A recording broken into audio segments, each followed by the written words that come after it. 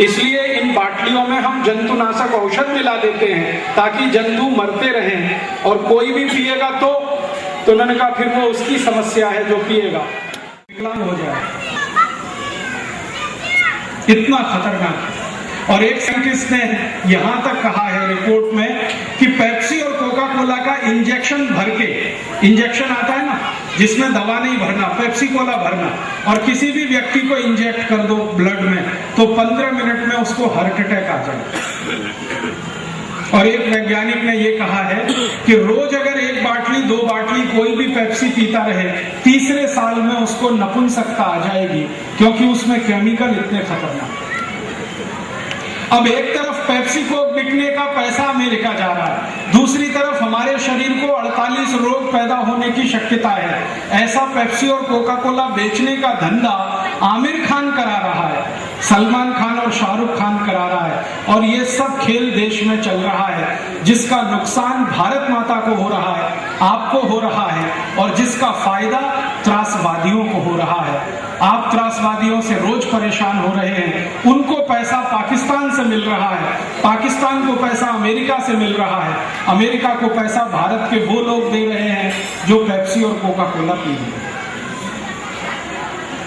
अभी आप विद्यार्थियों से मैं एक प्रश्न पूछना चाहता हूं कि पेप्सी कोला पीना चाहिए? तो मैं आपको बोलूंगा कि आप भारत माता के सबसे बड़े दुश्मन हैं और देशद्रोही हैं। तो आप बोलेंगे फिर हम क्या पिए? पीने के लिए सबसे अच्छा है ऊस का रस पीजिए, संतरे का रस पीजिए, मौसमी का रस पीजिए।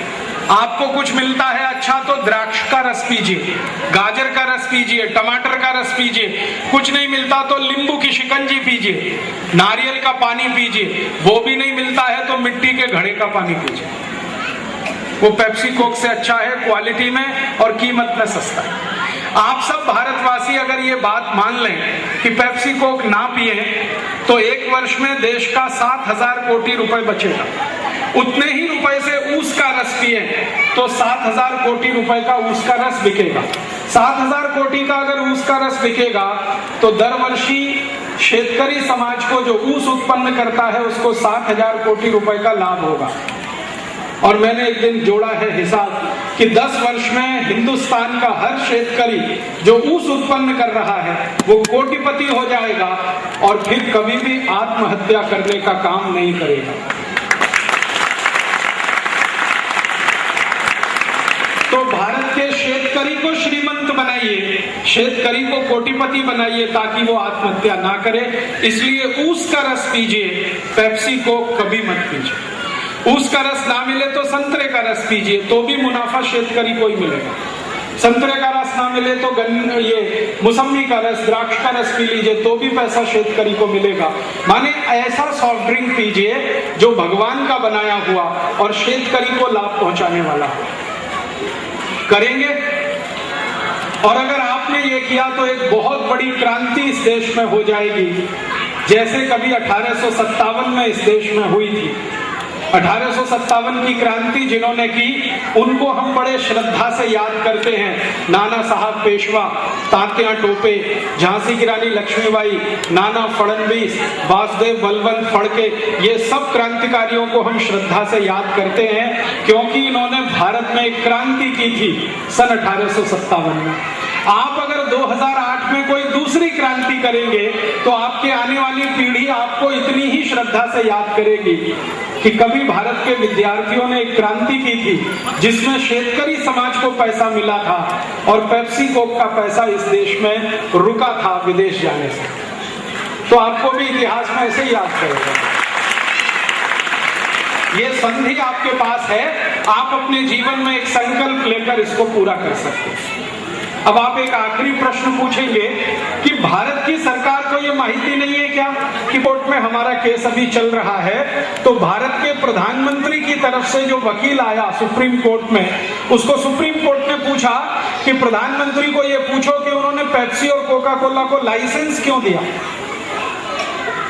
प्रधानमंत्री कौन है मालूम है? डॉक्टर मनमोहन सिंह। यही व्यक्ति थोड़े दिन पहले देश में वित्त मंत्री भी थे 1991 में, जब नरसिम्हा राव प्रधानमंत्री थे। और इन्होंने ही पेप्सी और कोका कोला को लाइसेंस दिया है, डॉक्टर मनमोहन सिंह ने। उस पर हस्ताक्षर इन्हीं के हैं, उसकी फोटोकॉपी मेरे पास है। तो मैंने सुप्रीम कोर्ट को वो पेपर्स दिए कि डॉक्टर मनमोहन सिंह ने साइन किए हैं और लाइसेंस दिया है पेप्सी कोक को। तो मनमोहन सिंह को पूछा जाए कि उन्होंने क्यों किया ऐसा। तो मनमोहन सिंह की तरफ से सुप्रीम कोर्ट में जो जवाब आया वो सुनने लायक है। हमारे देश के प्रधानमंत्री ने कहा कि मैंने पेप्सी और कोका कोला को लाइसेंस दिया है बहुत बड़ी मजबूरी में, खुशी से नहीं। तो मजबूरी क्या है? तो प्रधानमंत्री ने कहा कि भारत की सरकार ने सन 1991 के साल में अमेरिका से कर्ज लिया था। कर्ज इतनी जरूरत थी कि भारत देश का खजाना बिल्कुल खाली हो गया था और भारत की सरकार ने खजाने का सोना भी बेच दिया था, 47 मीट्रिक टन। तो मनमोहन सिंह ने कहा कि हमारे पास कोई विकल्प नहीं था, खजाने का सारा सोना बिक चुका था, पैसे हमारे पास थे नहीं, हमको कर्ज चाहिए था, हमने अमेरिका से कर्ज मांगा। अमेरिका ने हमारे ऊपर शर्त लगाई कि जब तक पेप्सी कोक को लाइसेंस भारत में आप नहीं दोगे हम कर्ज नहीं देंगे। तो इस मजबूरी में हमने कर्ज दिया। तो सुप्रीम कोर्ट ने प्रधानमंत्री को कहा कि आपने इनको लाइसेंस दिया है तो अब इनका लाइसेंस रद्द कर दो, कैंसिल कर दो। तो प्रधानमंत्री कह रहे हैं कि ये मैं नहीं कर सकता। क्यों? तो उन्होंने कहा कर्जे की शर्त है कि जब तक ये कर्ज हम अमेरिका को वापस नहीं करेंगे तब तक पेप्सी कोक का लाइसेंस रद्द नहीं होगा। तो ये समस्या है प्रधानमंत्री की।